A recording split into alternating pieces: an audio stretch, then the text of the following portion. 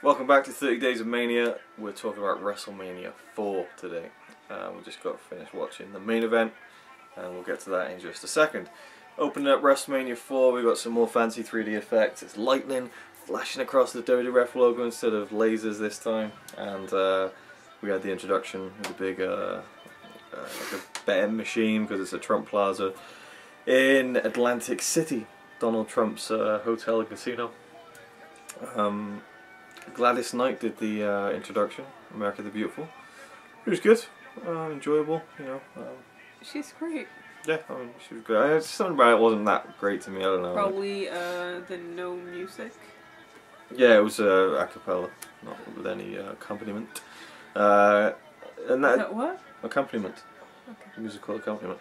We only watched the main event because I've seen this WrestleMania before, and it's really not that notable. It's a big title tournament for the vacated WWF title, big backstory to all that, and not even all the matches took place. There was some like disqualification place.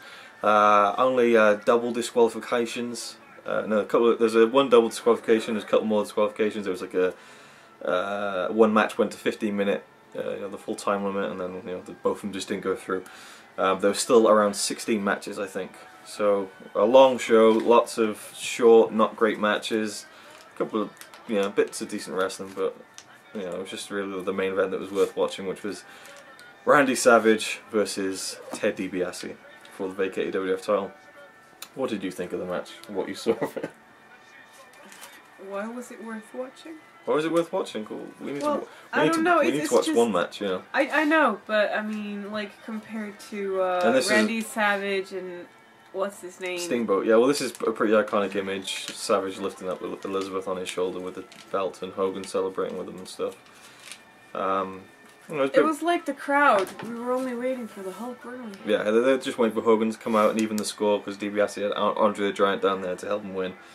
And again, it was only a short match, about 9 minutes or something, so the crowd were just waiting for Hogan, and then as soon as he turned up, then the crowd got into it a bit more.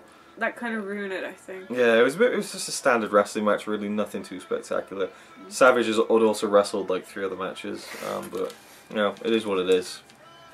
And again, Hogan's stealing the show. Hogan's celebrating, and actually Hogan, we were forwarding through the show, and I noticed that even though Hogan was disqualified along with Andre in his match with Andre the Giant in the quarterfinal, he still celebrated for like 5 minutes afterwards, even though he didn't win.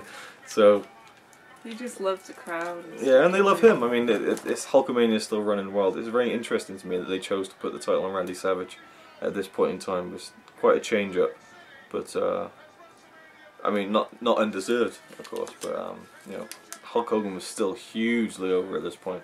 But again, it's still Hogan's involved. He's friends with Randy Savage on TV and stuff. So.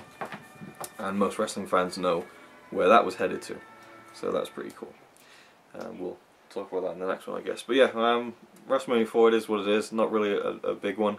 And we also watched the Bob Uecker interview with Andre the Giant, where he chokes him, which is always funny. And his hand is the size of his face. Yeah, it was ridiculous. I just can't get over how fascinating that whole being is. Like, I had to have him pause it while he was doing some kind of snarl-looking grimace. He was just laughing and... Yeah, but it's just his voice is exactly the way that if you manipulate your voice to make it sound darker and slower, that's his voice. And his teeth are like Gollum's teeth or something. They were like really weird, because it's like the only small part of his body, it looks like. Or normal sized. Yeah, and then it will look small on him. And I just can't help but think about how long it would take to cut his hair. Because he's got such a big That's head. the most Connie got out of WrestleMania 4. It was a 5-minute discussion on how... It's more like 3 minutes. It could have been 4 minutes, you never know. Could have been 2. Could have been 2. But yeah, so WrestleMania 4. Oh, one more thing. I had to put it on because I just found it ridiculous the first time I saw it. Near the end of the show, I think it's Gene Okerlund or some ring announcer's like, no, I think it was Howard Finkel. Ladies and gentlemen, can you please divert your attention to the WrestleMania 4 banner? Jesse the Body Ventura, and Jesse Ventura, who had been a wrestler, showing his body, now commentating, showing the body, gets up on a platform on this huge balcony and just Oh. Yeah, see that? Yeah. Thank you. And that's it. And he just goes and sits back down. I was just like, it was just so weird. It was just like, I don't know. Just like, hey everyone, look, muscles. Okay, and next. That was all he did. Yeah, it was. Flexed, and then that was it. It was just so over. I think this was the year he did Predator, or he did it the year before. So he was starting to get into movies and stuff. But yeah, there you go. WrestleMania 4, not too much to talk about. WrestleMania 5 next. Thank you for watching.